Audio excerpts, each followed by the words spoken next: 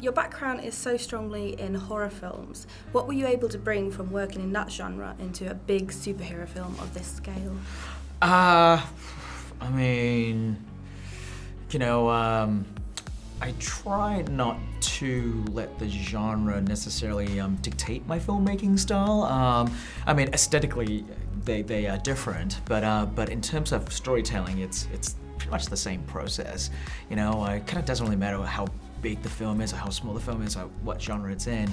The process is pretty much the same. You know, storytelling.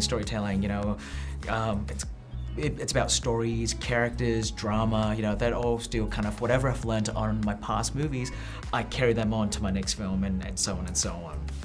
You play the villain, Orm.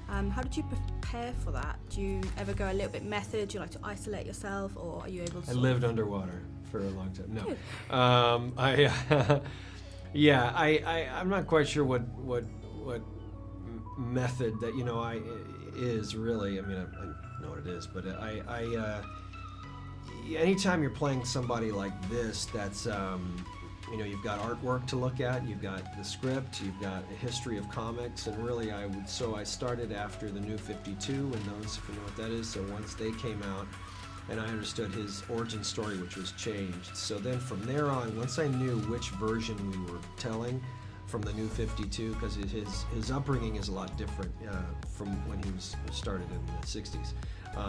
So when he was reinvented, then that's who we're playing. So I had that, I had the script, I had the artwork, and then it just became the physicality of just training for it. And that took maybe 4 or 5 months. I mean, almost a villain, but he has an incredibly valid point to what he's doing with the polluting and everything. So do you share any of that? Was it easy to identify? I love pollution. No, of course I share that. We all should. If we don't, then you're the villain.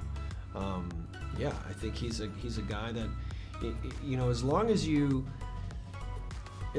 start from a realistic place.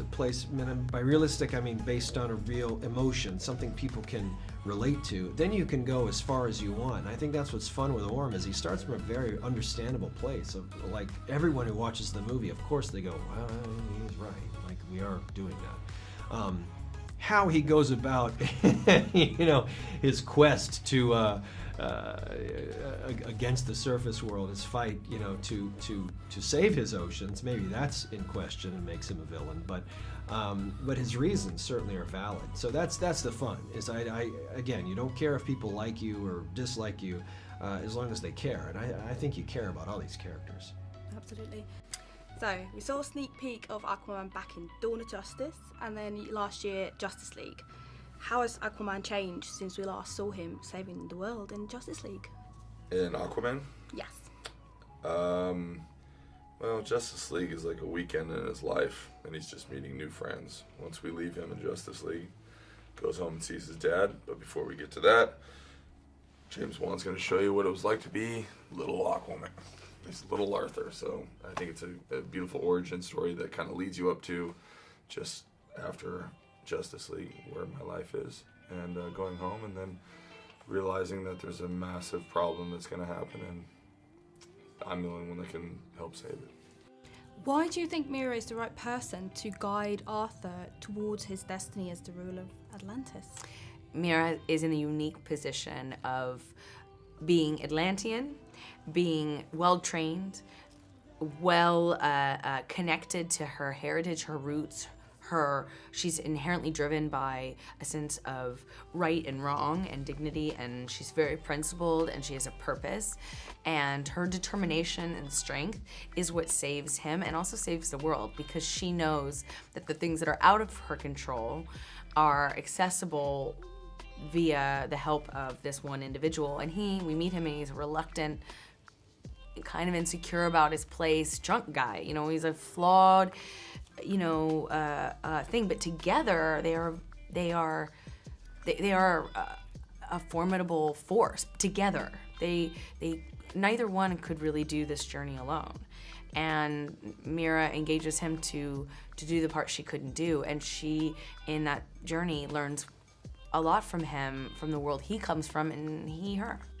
There's some great set pieces and action sequences in the film. Is there one that you're particularly proud of and excited for the audiences to find out? They are two that I think, if I have to narrow it down, there are two that I really like, and that's the first time when Arthur confronts his brother King Orm, and they have a battle, a duel in a coliseum that's built into the cone of a volcano, naturally, and I like that one because it shows a different kind of fight to what we're used to seeing. You know, the whole sort of underwater nature of it, and two superheroes going at it in an environment that we haven't kind of quite seen before. So I really like that aesthetically.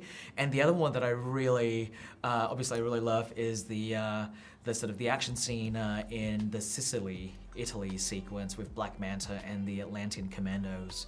I like that because you know, I get to kind of do a little bit of my James Bond style action inspiration there, and you know, I get to set it in this sort of like this really beautiful, quaint fishing village, you know, and you know, and just you know, do kind of really sort of interesting things with my camera work. It's always on superhero films, it's such a physical role. Were there any injuries at all? Too many to count.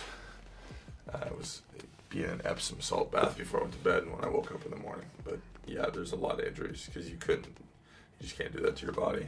Even the stunt doubles were trying to take care of ourselves. Oh, bless. Well, congratulations on the movie. Thank It was you. an absolute blast. I really enjoyed it. Awesome. Thank you.